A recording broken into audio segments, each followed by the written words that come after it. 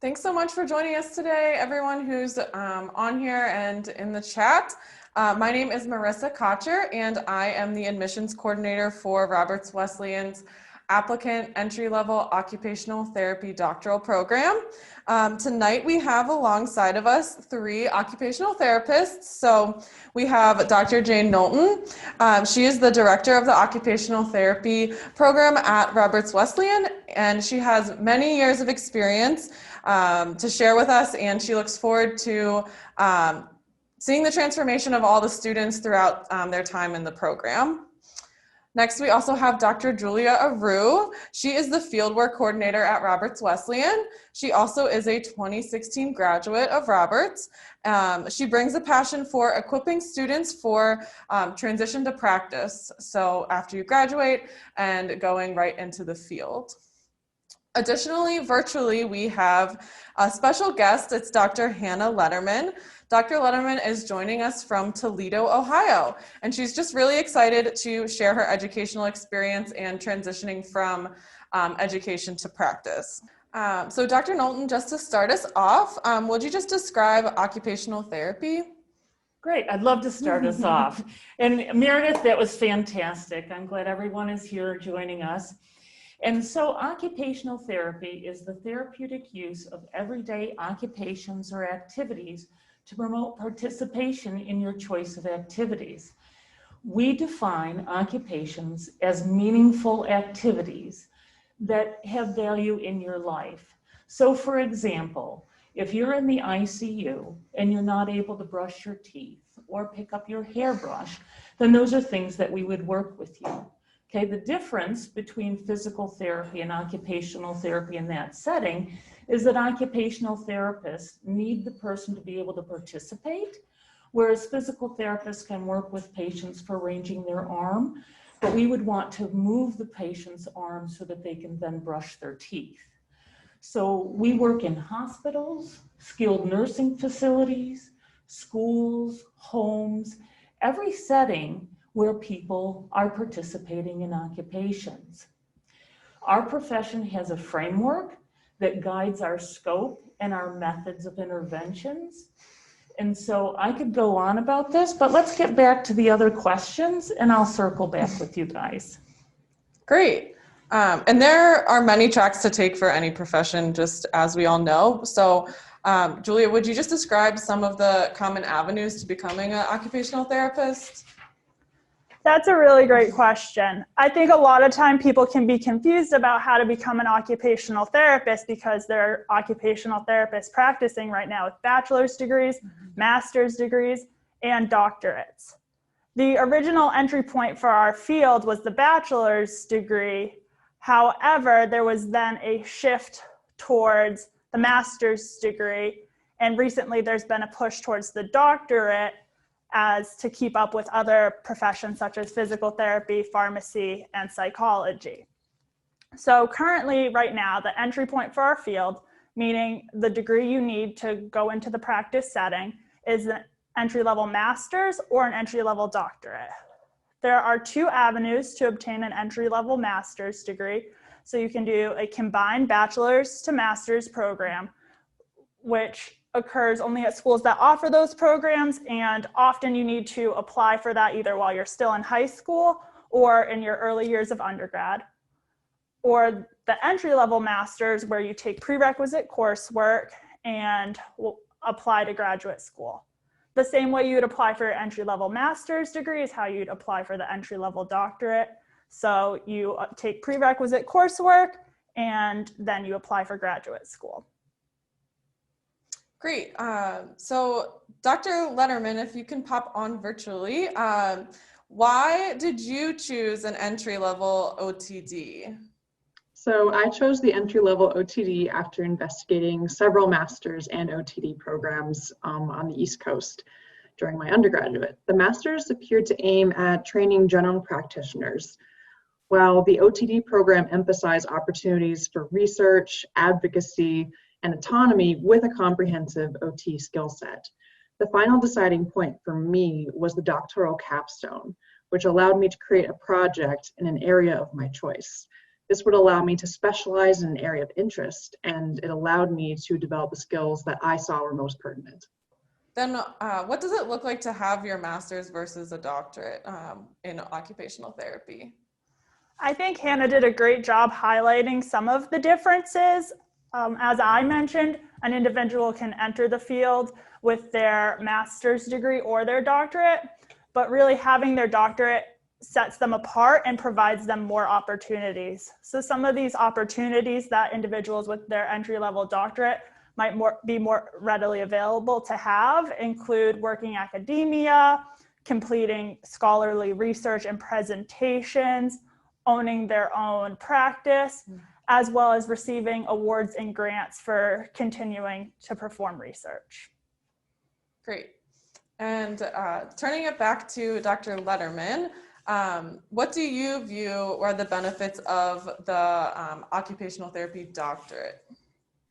So an occupational therapy doctorate allows you to delve into your areas of interest and develop skills in those areas, which are transferable to almost any area of practice, but give you an edge in that particular arena. So I was able to conduct research around poverty and occupational engagement, which then led into my final capstone project, which addressed the role of occupational therapy in family homelessness and other nonprofits in the community. So while developing a knowledge base based on what we call occupational justice, so all people being able to engage in occupation and take care of themselves, their families, and their communities, I was able to develop the skills of research, advocacy, evidence-based practice, business skills, as well as building up my autonomy as a professional. The OTD is an excellent tool to create a place for yourself in the world and substantiate your work with a doctorate.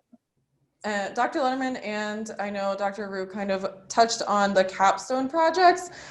Could you just describe some of the capstone projects and maybe some experiences you would have or anticipate in a doctoral program? I think Hannah did a great job describing how she was able to perform research that related to something that was meaningful to her. So that's really what the doctoral capstone encompasses and what really sets apart an entry-level doctorate from an entry-level master's degree.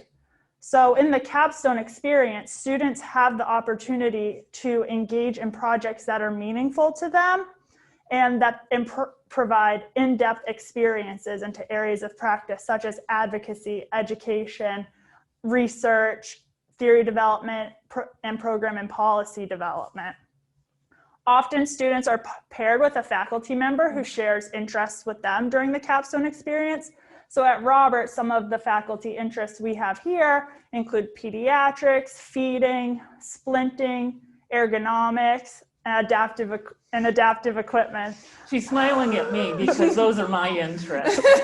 So Dr. Rue is the pediatric specialist, and I'm more adult, so the ergonomics and splinting are my areas. And then during the capstone experience, individuals are also paired with a site mentor who is somebody with experience and interest in that site where they have interests.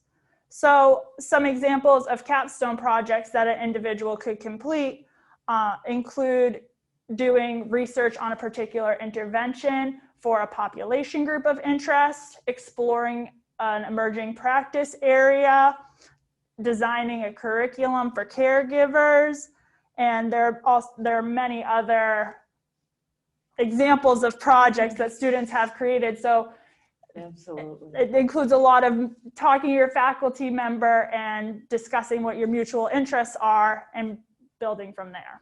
Is there any fields that you see popping up within occupational therapy?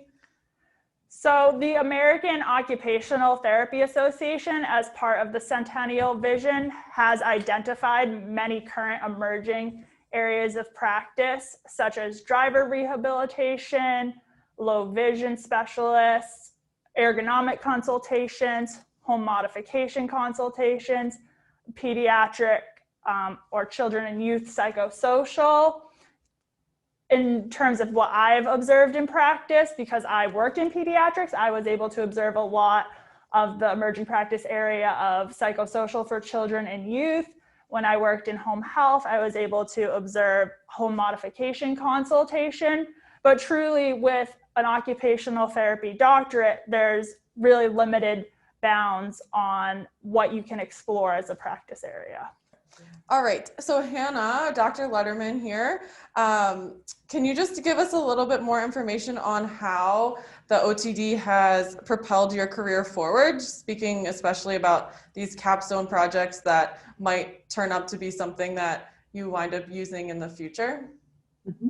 Yes, so during my OTD, I set myself up as a content expert for an occupational therapist who's interested in poverty and community health. So I'm actually in the process of publishing my work based on my capstone. I'm working with the editors and with my co-author now.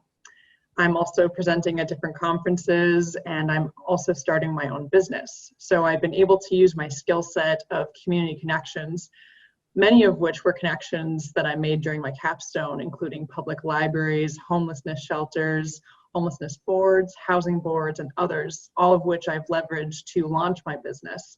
So having my own business means I can operate with a wider variety of skills, interests, and also there are financial benefits to that as well. For my aspirations and goals, the OTD was the right choice for me, hands down. Great, that's awesome. So turning it back over here, why do you believe that now is an especially good time to get your doctorate in occupational therapy? Well, I will take that question.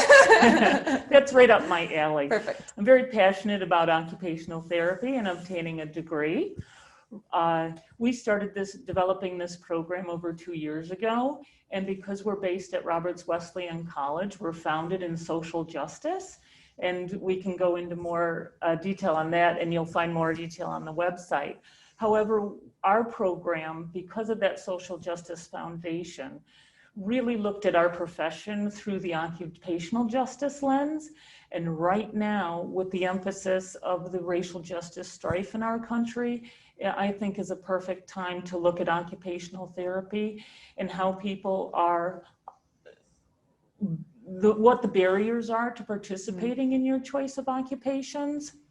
So that's one aspect right now. The other is that there's national trends going on. That's one of them that's brand new. Another one is aging in place, the aging of our population. And individuals have always wanted to age in place or stay home.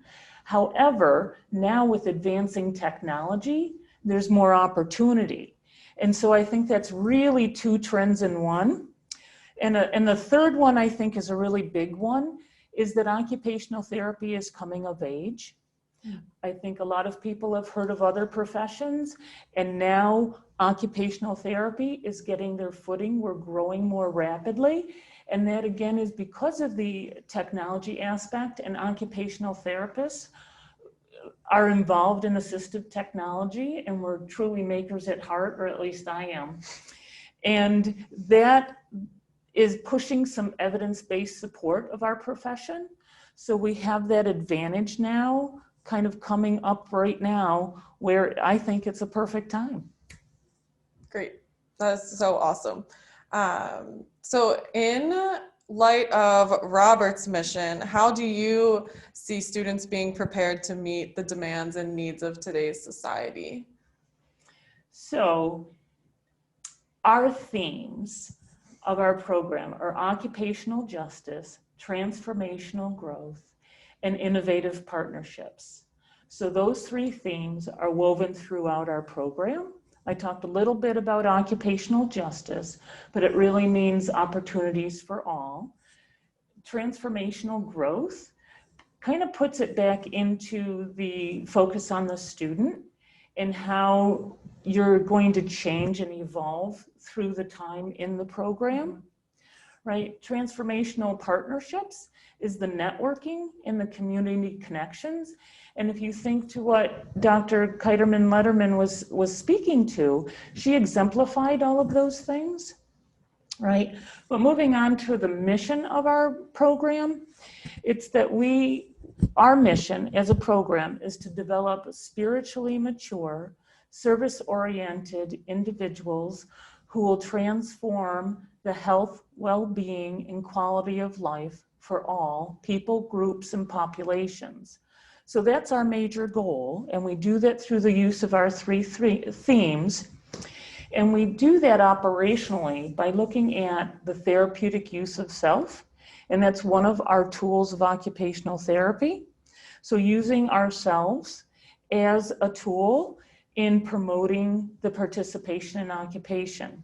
And the aspects of therapeutic use of self, we look at spirituality, your physicality, your mental status, critical thinking with the evolution of skills, knowledge, and attitudes. So through the 3 years of the program, you really do come out to be somebody, your same self, but a little different model as you go out the door. Yep. The second point of our program is that we are grounded in adult learning theory, right? So we treat you as an adult with that honor and respect. And with that comes some independence that, again, you know, we thrive in. But that is also a continuum. So in the beginning, there's a lot more learning more remotely and repetitively. And then your learning skills evolve as you progress through the program. So we're here to support you and scaffold you as you go through the program, but know that you'll be treated as an adult and there's responsibility that comes with that. And that's what you're allowed to do. And I think that combination helps to promote an independence as you graduate and the ability to pursue the areas that you're interested in. The other aspect of our program is that we're really focusing as we develop on a community-oriented program. So focusing on a collaborative and engaging teaching environment. So you could tell from our mission that we're focusing on producing spiritually mature, service-oriented practitioners. So our focus is on the student. So it's your opportunity to be the center of your learning experience and engaging in experiential opportunities. So we have classroom lectures, we have lab participation with clients, standardized patients, other student partners with faculty, and then out in the community experience as well. And that's where Dr. Aru comes in with the field work. So integrating critical thinking, independent thinking, cultural compassion, professional values is part of the hallmark of our developing program. Dr. Aru, do you want to speak a little bit about the field work? So we are currently developing a lot of fieldwork partnerships across the country. We have over 250 sites in 30 states. We're exploring areas that address some of the emerging practice areas I previously discussed, as well as traditional sites and community-based sites.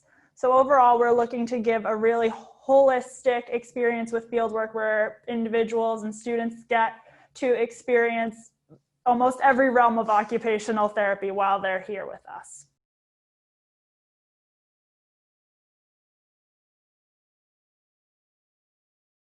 So I would say that when you start into the program, it's not expected that you know what to do. And I would say, come with an open mind, because through the scaffolding or the progress through the 3 years, you will be exposed to all different types of settings, different types of populations. You'll also be on a parallel to explore yourself and develop yourself. So I think you will have the opportunity to explore through those experiences to determine your trajectory, okay? From my experience, I was very focused on physical anatomy and became a certified hand therapist, and that fit me because I always loved physical health and making things. Splinting, I've designed assistive technology and brought it to market. However, as I matured and went through different phases in my life, I wanted to become and did become more holistic. And so I went into more general hospital practice and focused on oncology, cancer care. And I felt that cancer care was the most holistic and more open to all aspects of life. Does anyone else on the panel want to chime in on that? What I want to say is great about occupational therapy is that there are all of those options. So you're not locked in. So a lot of people come to graduate school thinking they have an idea of what field they want to work in, and then through field work or classroom experiences, they explore a different setting of occupational therapy and realize that's their passion. And what's great is if that's your passion and then a few years down the road, you realize, you'd like to explore another avenue, occupational therapy offers that opportunity. So you're really not locked into one setting. You're not locked into one area. So with your doctorate, you don't just have to practice clinically. You can explore academia. You can explore performing research. Like we mentioned, you can open a business. So you're really not locked in. And what we try to do during your education is just expose you to as much as possible so you're able to find an interest, but it's really just a starting block, and you can stay or you can build and you can move as much as you want to. And it is very interesting how you'll evolve as a person. And that's what was said by Marissa at the beginning. What my interest is seeing how people evolve. So you come with your interests and who you are, and go through the classes and the experiences and see where your interests lie and where you want to have a career trajectory. In the first semester, we have people do a preliminary plan for their pathway toward their professional practice, just so that you get an idea of you have to begin with the end in mind. Let's create a roadmap. Where do I want to go? And then we do it again in the last semester, and it's going to be a lot of fun to see how that changed.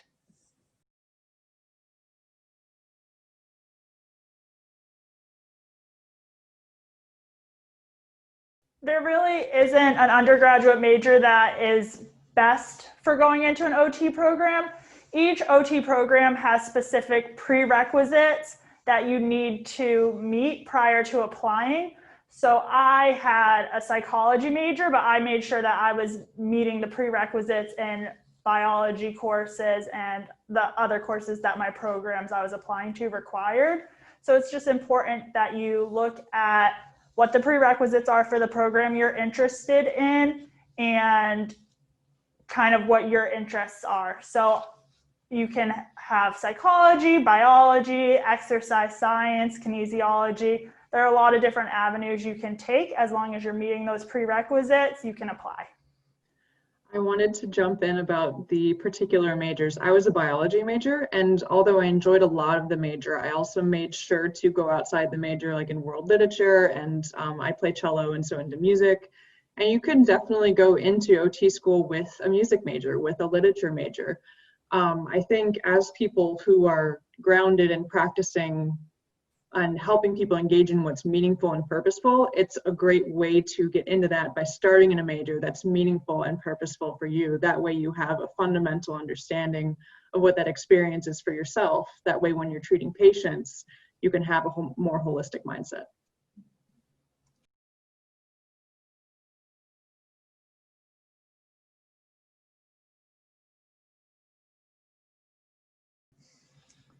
What drew me to OT is I loved the idea of justice for all people, to be independent and to engage in daily life.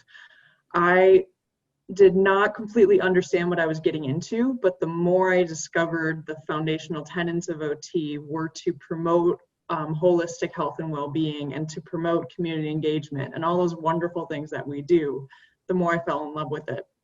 It was actually through getting to know my advisor and falling into some of her interests and then discovering that I really resonated with a lot of those, which made her and I work really well together. And then also helped me find that I was interested in social justice. And also I'm a Roberts grad. So my time at Roberts and the foundational teachings of BT and Ellen And everything that I learned there set me up to really be in love with a profession that would allow me to address the needs of people in a really practical way in a variety of settings, including in social justice. For me, I think one of the unique things about occupational therapy is that we're facilitating the participation of the other person. So when I was working in oncology service, patients, clients were getting things done to them. Lots of things done to them, poisonous things done, things that made them feel sick, things that were helping them to get better. But I was able to talk to the person, what's important to them, right? What do you want to be able to do? And then work out a plan to make those things happen. So I'm the only one that didn't do things to the person. I was doing things with them. So say they came to me and they're in pain, the doctor would give them medicine. They come to me and say they're in pain. I say, well, how much pain on a scale of 1 to 10? When does that happen? Does it interrupt your sleep? Are you able to eat, right? When does that pain occur? When you lift your arm up, how high?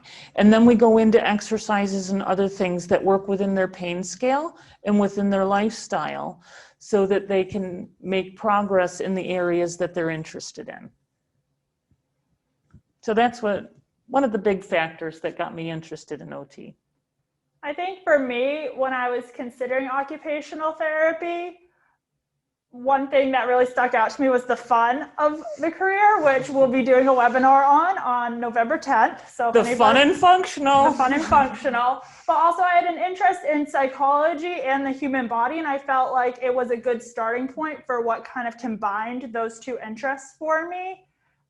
One thing that really means a lot to me about occupational therapy is that we're doing something that's meaningful to the clients we treat, and we're helping them make their everyday life better. So I worked in pediatrics, and being able to work with the parents and the children to work on what is meaningful to them, it just really meant a lot to me, and making it fun.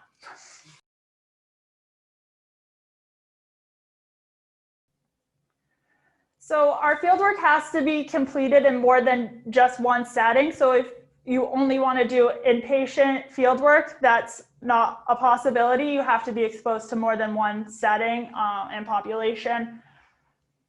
However, I will take into account your interests, as well as I have to take into account what opportunities are available to us with the sites we have contracts with. So there are a few different factors that factor in to a fieldwork placement, but we do try to consider your interests and try to help you gain exposure in those areas. And that's a good point for a developing program, because there's opportunities to have newer contracts. And if there is an area of interest, right? There's progressive levels of field work. So that we have level 1s and then the 2 level 2s. So there's opportunity. And we have how many sites, did you say? Over 250 sites right now in over 30 states for our level 2 field work. So there's probably some in there that would resonate with you.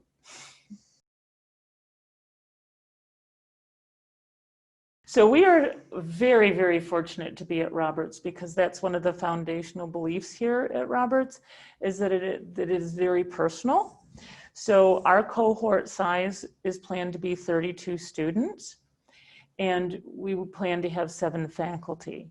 So as you can see, we're doing a live webinar. We are modeling what our style is. We're very interactive and hands-on, and that is built into our program. So we will have small lab sizes broken down into sets of 16, then to 8, and then to 4. So, and in partners.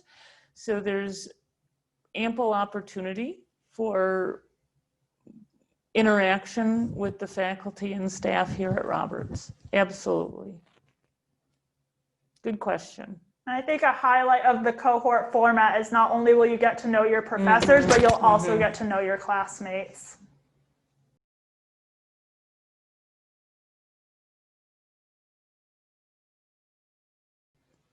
Well, you can see we're wearing masks. Okay.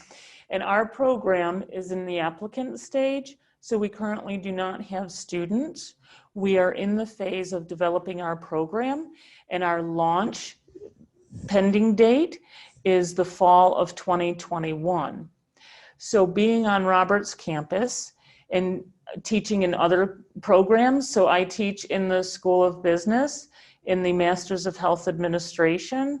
So if anybody's interested, this fall I'm teaching in organizational structures and systems, right? The history of the evolution of healthcare systems. So there we're doing, and across Roberts, everyone on campus wears masks. We're doing social distancing, so class sizes have been cut drastically down.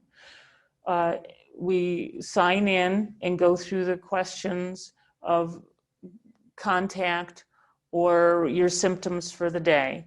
So Roberts has a Roberts Restart page, and if you go to our main website, right at the top, you can click on the updates of Roberts Restart and all of the description of what Roberts as an institution is doing to do the best under these circumstances.